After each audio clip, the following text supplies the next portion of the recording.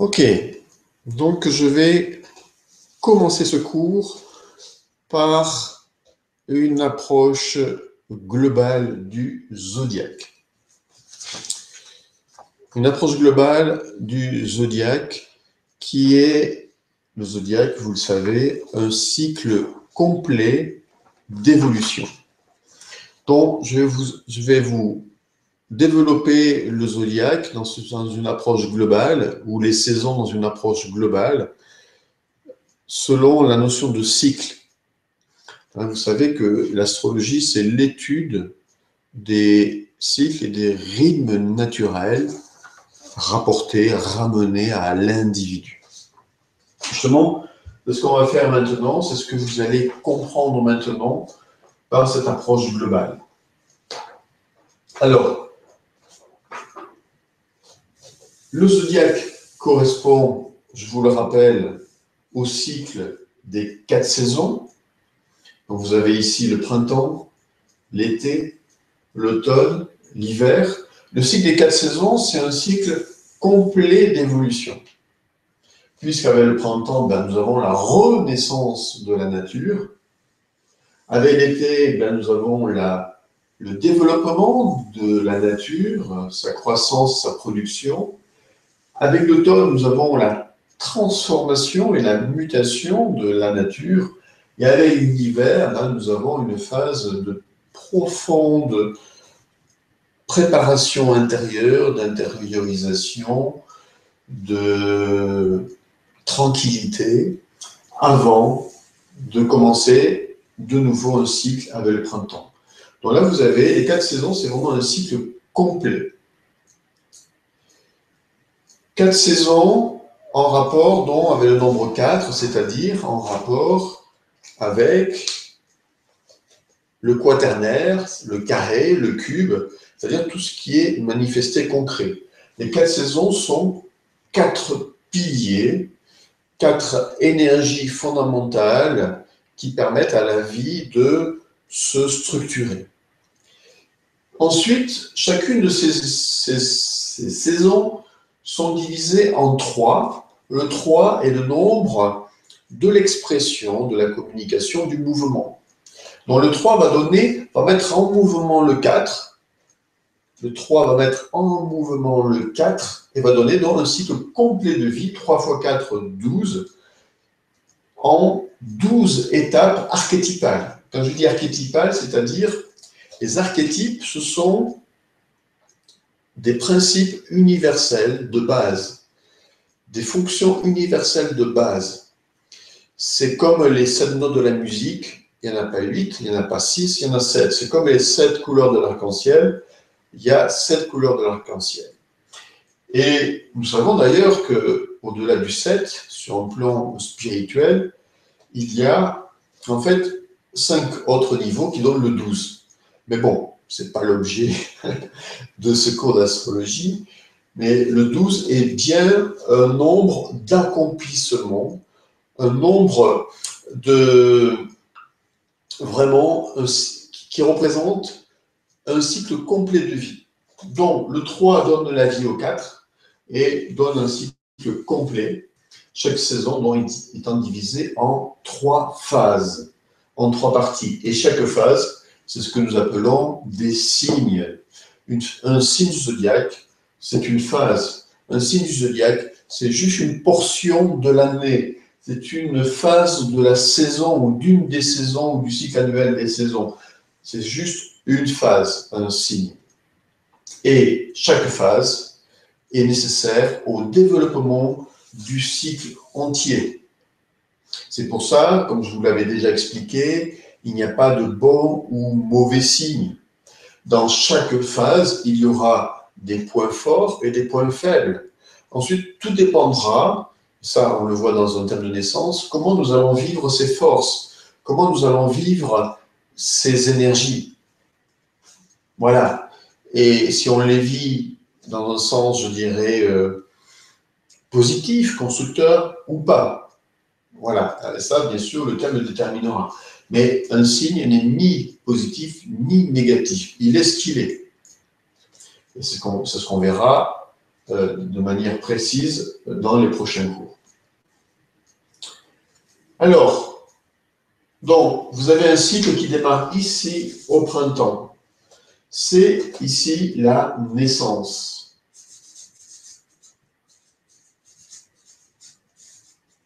C'est ici la jeunesse. Si on le compare à un cycle de vie au niveau humain, vous voyez ici, ben voilà, on va mettre le chiffre, le nombre 0.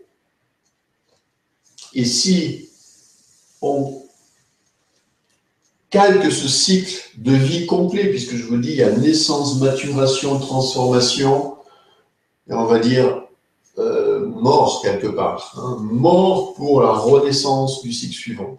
Eh bien, on peut dire, si on prend comme base du cycle humain, d'une vie humaine, un cycle de 84 ans en moyenne. Pourquoi 84 ans? Parce que c'est le cycle aussi d'Uranus, 84 ans. Et parce que c'est, je dirais, à peu près, hein, je crois que c'est en dessous l'âge moyen, le taux d'espérance de vie, je crois, des Occidentaux, hein, dans ces eaux-là. Donc je vais marquer ici 84 ans. Du coup, je vais marquer ici 42 ans. Et du coup, je vais marquer ici 21 ans. Alors, bien sûr, j'aurais pu prendre, pourquoi pas, si on prend un autre référentiel, 120 ans. Normalement, d'après certains généticiens, nous serions programmés pour vivre 120 ans. Mais sur un plan spirituel et ésotérique, on nous apprend en fait que nos cellules ont le potentiel d'être immortelles. Et que si elles l'ont perdu, ce potentiel, ça vient de notre mental. Et ça, c'est aussi une autre histoire. Notre mental nous fait vieillir, parce que nous ne sommes pas dans le moment présent à cause du mental. Si nous vivions du matin au soir dans le présent, nous ne vieillirons plus. La vieillesse s'arrêterait. C'est ce qui explique d'ailleurs Eckhart Tolle dans le pouvoir du moment présent, Eckhart Tolle dans le pouvoir du moment présent. Alors, donc on pourrait prendre, voilà, j'aurais pu marquer ici 120 ans, 60, 30, etc. Peu importe. C'est juste pour vous expliquer que voilà, c'est un cycle de vie qu'on peut calquer sur un cycle de vie au niveau humain. Donc ici, nous avons le printemps, c'est la renaissance ou la naissance. C'est une naissance, c'est aussi une renaissance. Donc c'est vraiment le tout début du cycle, donc c'est en rapport avec la jeunesse, avec l'enfance et avec l'adolescence. Là, je parle du printemps. Et d'ailleurs, justement, ça correspond aux âges entre, symboliquement bien sûr, entre 0 et 21 ans. Au niveau, ce qui est important ici, mais on le verra après pour cette saison, c'est justement, c'est la notion d'être. Hein, c'est la notion d'existence, d'exister, c'est la construction du moi. On va marquer construction du moi.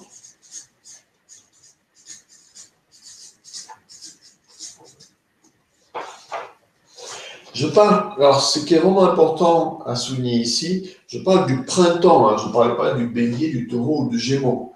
Je parle de manière globale. Donc, ne me faites pas un rapport direct pour tel ou tel signe, parce que vous risquez de vous tromper. Je parle du printemps. Et là, nous sommes toujours aujourd'hui, dans ce cours, nous sommes toujours dans une approche globale, parce que comme je vous l'ai déjà dit, comme nous le verrons après, chaque saison est en rapport, chaque saison est en rapport avec des caractéristiques particulières, et chaque saison, dans un thème de naissance, sera évaluée en fonction de la distribution des planètes dans la carte du ciel, dans le zodiaque. Et c'est comme ça qu'on peut déjà approcher l'individu de manière globale, du style quelqu'un est plus printemps-été, ou printemps-automne, ou plus hiver, etc.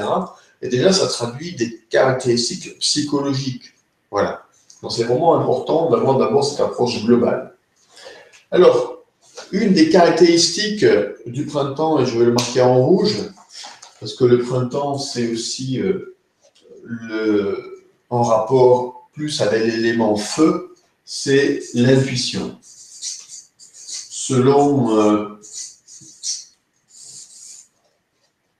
Jung, selon les 4 fonctions de base de Jung, c'est les fonctions psychologiques de base de Jung, c'est en rapport donc avec l'intuition, avec tout ce qui est spontané et non réfléchi, instinctif. Ça, c'est vraiment ça caractérise donc le présent. Alors, si on regarde la nature, qu'est-ce qui se passe dans la nature? Bien, c'est la floraison entre le 21 mars et le 21 juin. Qu'est-ce qui va se passer? Alors, il va se passer bien sûr beaucoup de choses, mais principalement la germination. Je devrais marquer d'abord ici plutôt germination, puis floraison. C'est le principe c'est le début du cycle végétal. Germination, floraison, avec en quelques semaines, quelques mois, quelques semaines, une explosion de la nature qui va passer d'une nature, on va dire, silencieuse, calme, l'hiver, à une nature vraiment manifestée par une multitude de variétés à tous les niveaux, faune, flore, végétaux divers et variés, etc. Donc, la notion de germination, cette spontanéité nous renvoie bien sûr à cette qualité qu'est l'intuition. Et puis, d'un point de vue psychologique, ça veut dire qu'il y a extériorisation, je vais le marquer de nouveau en rouge, il y a extériorisation des énergies, c'est l'extériorisation, c'est la vitalité, c'est l'énergie, la spontanéité,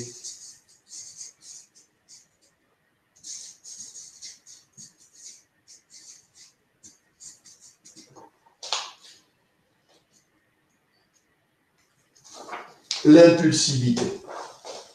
On va rajouter ici l'impulsivité.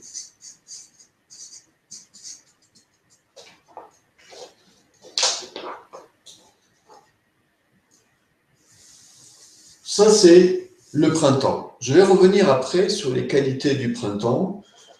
Cependant, là, je veux déjà vous donner une approche évolutive du zodiaque, dont les signes du printemps sont des signes où, plutôt le printemps, quand quelqu'un va avoir une dominante printemps, c'est quelqu'un qui va impulser, qui va peut-être agir sans réfléchir, qui va être extrêmement intuitif et qui sera énormément dans le faire, dans l'action, dans une forme de créativité, de mouvement. Et bien sûr, à l'extrême, ça peut être de la dispersion, un manque de réflexion, une difficulté à matérialiser les choses. Je reviendrai là-dessus ensuite. Alors, ça c'est le printemps. Et puis, ben voilà, après le printemps vient l'été. Et l'été, c'est quoi qui traduit l'été? Alors déjà, on peut marquer ici l'âge entre 21 et 42, on va parler de âge adulte. Encore une fois, c'est symbolique, mais c'est vraiment pour vous faire comprendre les choses, dans l'âge adulte, où on devient productif. Et l'été, c'est vraiment une saison extrêmement productive, extrêmement riche à tout niveau, qui est lié à deux choses importantes, à la fertilisation et à la fructification. Alors, fertilisation, fructification.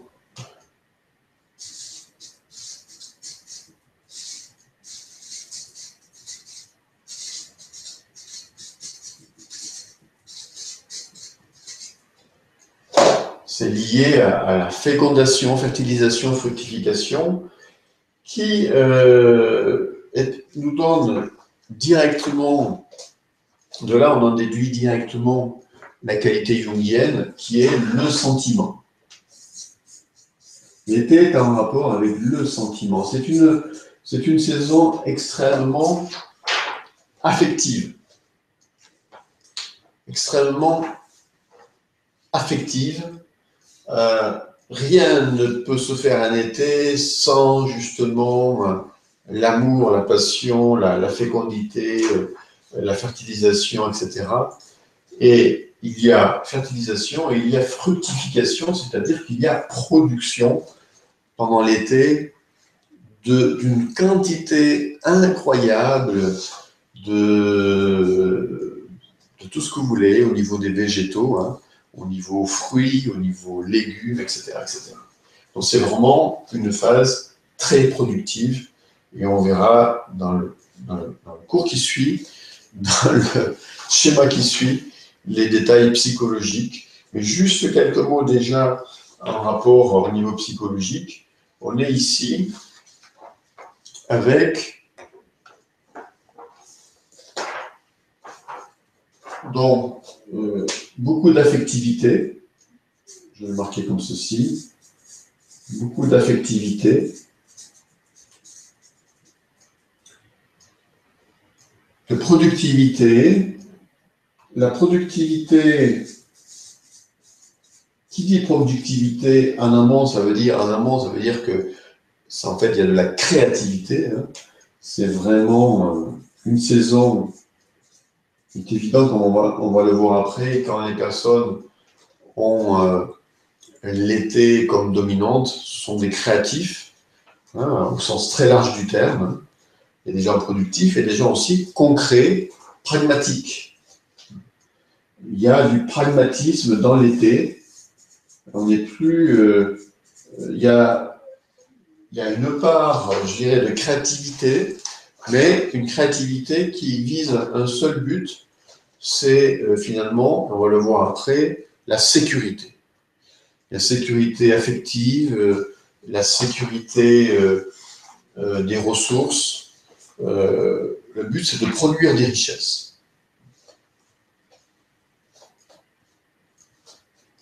Ça, c'est l'été. Donc, impulsion ici, naissance, voilà. On met en place, on construit aussi le moi.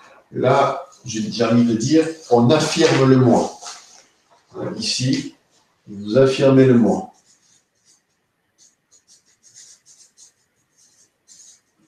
Quand je dis affirmer le moi, ça veut dire qu'il s'exprime, il peut dominer, il peut rayonner. Ça, encore une fois, c'est de manière globale par rapport à l'été. Et bien sûr, l'histoire de rayonner et de dominer va plus se rapprocher du lion qui est au centre de l'été. Et tout ça, on le verra après. Ça, c'est... Voilà. Donc, l'idée pour moi ici, c'est de vous amener à une approche globale du zodiaque. Et pour que vous ayez aussi une approche globale des saisons et une perception globale des signes. Et pas leur mettre uniquement des étiquettes. Alors, après l'été, eh bien, nous avons l'automne. Et l'automne, donc il correspond à l'âge entre 42 et 63 ans, hein, ici. Encore une fois, c'est symbolique. On est dans une phase, ici, qui va être de transformation, de mutation. Transformation et mutation de la nature. Une fois que la nature a produit, eh bien, encore en automne, il y aura encore quelques récoltes, et puis après, il va y avoir donc une mutation, une transformation de la nature. Alors, au niveau de l'âge, ça correspond dans ce qu'on va appeler la maturité. Donc, maturité dit ici une conscience collective, une conscience sociale.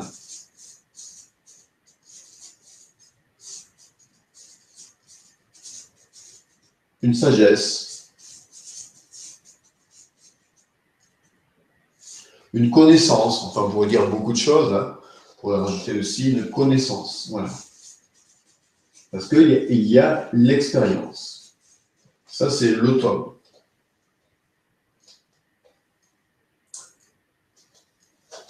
Deux saisons plutôt où la personne est centrée sur elle, hein, je parle de manière globale, on va, avec l'automne et l'hiver, vers des saisons où la personne n'est plus centrée sur elle, mais sur le collectif. Donc, il y a une conscience sociale, il y a une conscience collective, et la qualité jungienne ici, par rapport à ça, c'est la sensation. La sensation, ça veut dire quoi? Ça veut dire que la sensation dans la définition jungienne, c'est la capacité en fait de ressentir tout ce qui est extérieur à soi et d'avoir une sensation par rapport à tout ce qui nous environne. Donc c'est une conscience du monde extérieur et c'est une conscience sociale, c'est une conscience relationnelle. Quand j'établis un contact avec l'autre, que je suis en relation, eh bien je vis la sensation en sens jungien. Je sens des choses, je perçois des choses.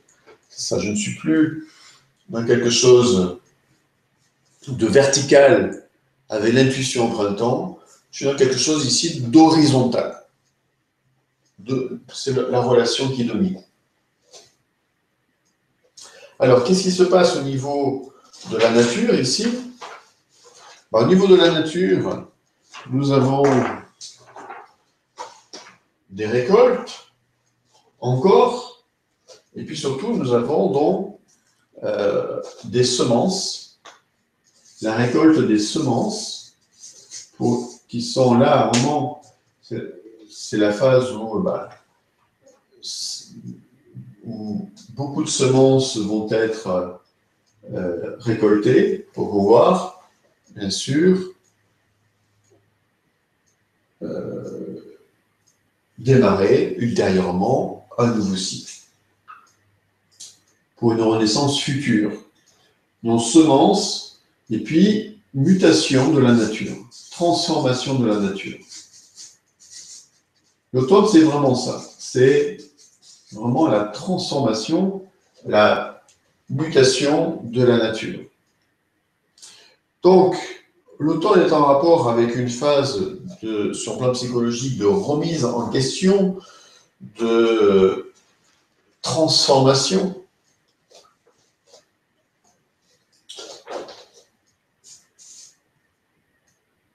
On va mettre transformation.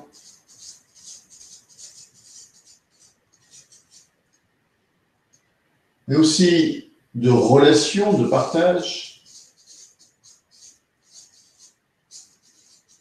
d'association, et aussi d'équilibre. D'équilibre, j'ai envie de dire instable, mais il y a une recherche d'équilibre relationnel et d'équilibre intérieur avec l'automne. D'abord, comme on le verra plus tard, avec la balance, c'est plutôt au niveau relationnel, et puis après, avec le scorpion et le sagittaire, c'est plutôt intérieur, avant de passer à l'hiver, qui est vraiment une phase de repos, de fin de vie, de silence, d'introspection très forte, et on va dire de mort, mais Pour moi, la mort n'existe pas, simplement du dépouillement de la forme pour laisser place à l'esprit avant que de nouveau la forme renaisse avec le printemps. Mais l'esprit est toujours là. Dans l'hiver, c'est la saison où apparemment rien ne se passe, apparemment, mais tout est à l'intérieur, c'est-à-dire que les énergies sont intériorisées. Alors, dans l'hiver, au niveau de l'âge, c'est la fin de vie, hein. Et puis c'est le dépouillement.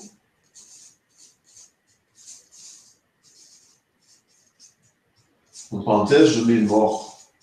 Bien sûr, à la fin, bah oui, c'est un dépouillement complet, c'est-à-dire que déjà, l'automne, il y a une transformation, hein, des formes. Les formes, ce que vous aviez en été disparaît, et puis à l'hiver, il n'y a rien. Donc, un peu l'hiver, c'est comme cette phase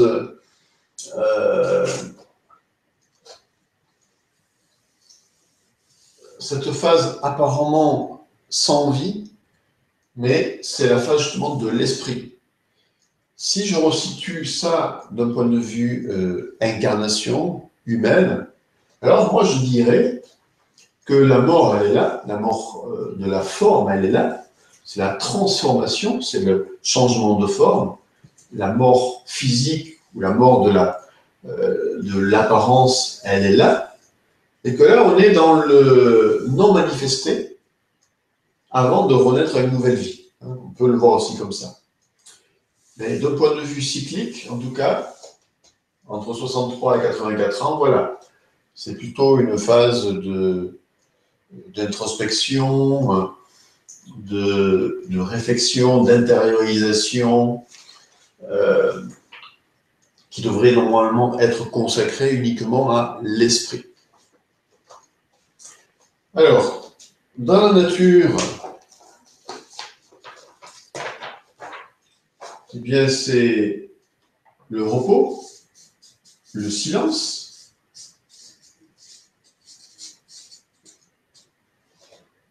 Entre le 21 décembre et le 21 mars, alors je parle de manière globale, hein, c'est plutôt, ce qui va dominer, c'est plutôt ça, hein, le repos, le silence, avec ce qu'on appelle aussi une germination souterraine.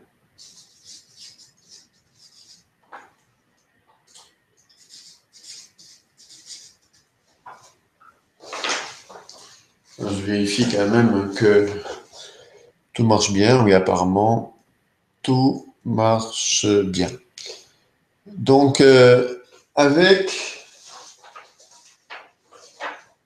c'est-à-dire que les graines sont tombées au sol au cours de l'été, automne, et puis elles vont patiemment, elles se reposent en fait, elles vont attendre leur heure, et elles vont, bien sûr, elles ne vont pas commencer à germer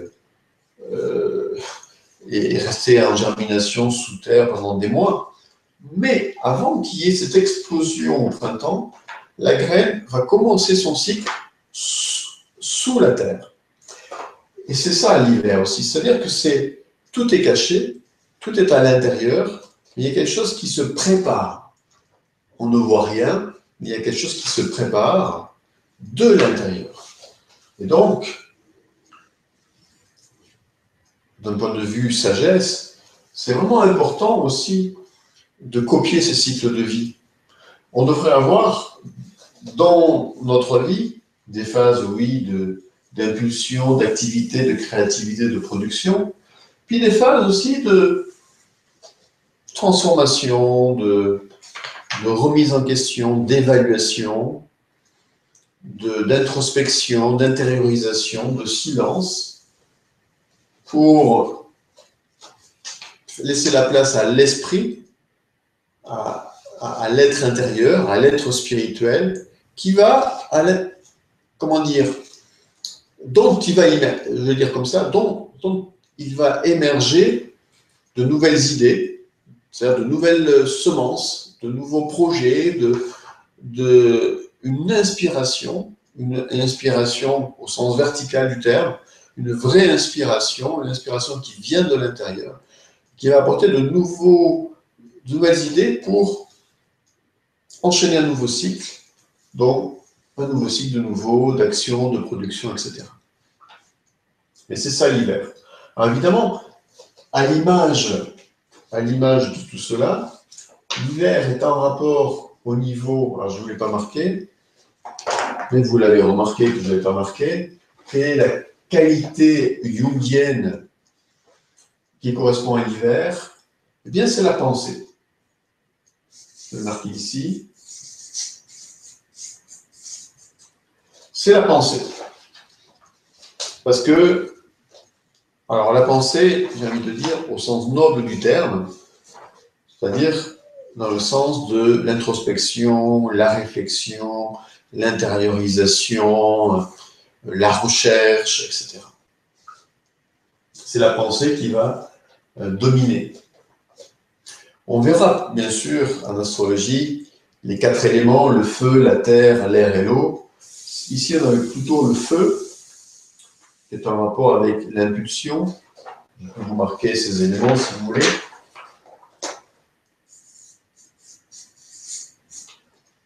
Ici, on a plutôt la terre, dans le sens de la productivité. Ici, on a plutôt l'air, dans le sens de la relation. Et ici, on a plutôt l'eau, dans le sens de l'intériorisation. On verra quand on étudiera les 4 éléments que ceci correspond à un cycle complet, c'est-à-dire j'impulse, je manifeste, je transforme. L'air est aussi un élément de transformation. Et puis l'eau, c'est un élément de synthèse. Vous savez que l'eau, hein, vous avez déjà entendu parler du déluge, ben, l'eau, c'est tout, ça dissout tout. Hein. Il n'y a pas plus puissant que l'eau pour vraiment tout éliminer, pour recommencer à zéro. Donc, ça dissout tout, l'eau dissout, avant de recommencer un nouveau cycle.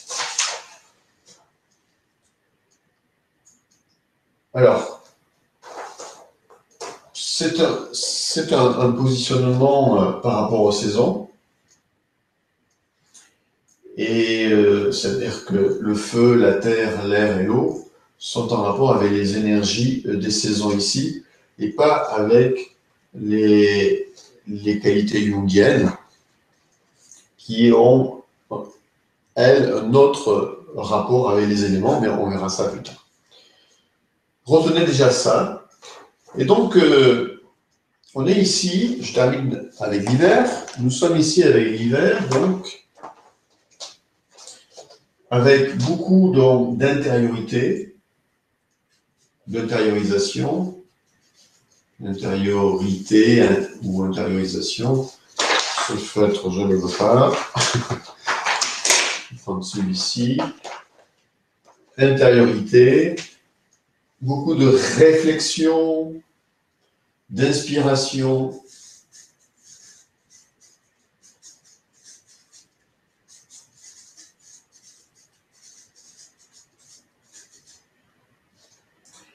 on peut parler aussi de sagesse, ici, et aussi de conformisme. Parce que, voilà, là, il y a eu du renouveau, de la manifestation, de la transformation, et puis, qu'est-ce qui reste? Il reste une sagesse, une expérience, etc. Et qui est ce qu'elle est? Et il peut y avoir ici, l'hiver est en rapport aussi avec une forme de choses admises, conformes, une sagesse qu'on ne peut pas bousculer en fait, quelque chose qui est, voilà, qui est le fruit de tout un cycle de vie, de nombreuses expériences. Mais la vie évolue en spirale, c'est-à-dire que, une fois qu'on est à ce niveau-là, il faudra changer de niveau. Une fois qu'on a fait un cycle complet, il faudra passer à l'étage supérieur, de nouveau un cycle complet, puis à l'étage supérieur, dont on évolue toujours en spirale. En fait, c'est pour cela d'ailleurs qu'il est vraiment important, à mon sens, d'être très, très humble dans l'existence, parce que l'évolution est infinie et nul ne peut détenir la vérité, si ce n'est sa propre vérité pour lui, pour sa vie, par rapport à son niveau de conscience, à son niveau de conscience du moment, pour vivre ce qui lui correspond par rapport à son niveau de conscience, c'est tout. Mais c'est son niveau à lui, il ne peut pas l'appliquer aux autres. Sinon, ça devient du dogmatisme, de l'intolérance, voire du fanatisme. Voilà. Donc, pour résumer, par rapport à cette approche globale, et maintenant, après, on va voir chaque saison les unes après les autres, en détail. Mais pour résumer, eh bien, on a ici donc une phase voilà, de germination, floraison. C'est le début de l'existence. Donc, tout se met en place, beaucoup d'impulsions, beaucoup d'activités, beaucoup de mouvements, beaucoup d'énergie. Et puis, la nature prend toute sa place, elle se développe, elle produit énormément, c'est l'été. Donc, au printemps, nous avons le moi qui est dominant, qui est impulsif, mais qui est totalement inconscient du monde environnant, enfance, adolescence, jeunesse, etc. Ici, déjà, avec l'été, cette phase productive, il y a une conscience des autres, mais qui est quand même ramenée à soi. C'est-à-dire que on va faire des relations quelque chose qui est profitable pour soi.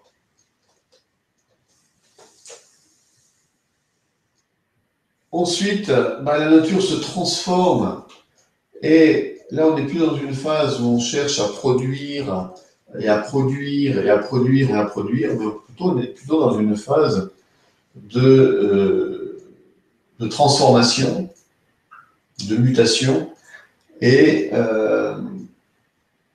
le but n'est plus centré sur soi, mais plutôt centré sur les autres. Donc là, c'est là où on développe une conscience sociale, ici, en automne. D'ailleurs, donc des semences qui représentent l'essence aussi de l'expérience. Et puis on arrive à l'hiver où là tout est calme, tout est silencieux, tout est à l'intérieur. C'est une phase de transformation intérieure, c'est une phase de l'esprit, c'est une phase spirituelle. Donc, avec ici donc l'idée d'appliquer une certaine sagesse, de vivre une certaine sagesse. Voilà, c'est la phase de l'esprit. Voilà, si vous avez des questions par rapport à ce cycle, bien sûr, vous les notez et puis pour le prochain cours, vous m'envoyez vos questions et je vous répondrai. Alors voilà, cette phase globale, pour moi, c'est vraiment important que vous ayez cette conscience d'un cycle d'évolution. Le zodiaque, c'est un cycle complet d'évolution. Et nous passons dans notre vie tous par ce type de cycle-là. Et c'est important aussi de le comprendre parce que tout cycle est construit là-dessus. Il y a un début, il y a un milieu et il y a une fin. Il y a vraiment un aspect physique, puis psychique, puis spirituel. Il y a une évolution de la conscience qui se fait. Voilà, voilà. Et attention, ça ne veut pas dire que les signes d'hiver sont des signes spirituels et que les signes du printemps ou d'été ne le sont pas. Pas du tout, ça n'a rien à voir avec ça. Là, ce que je suis en train de vous décrire, c'est archétypal. Après, vous pouvez avoir des signes d'été ou du printemps qui sont très spirituels, parce qu'ils vivent leur énergie archétypale au niveau spirituel.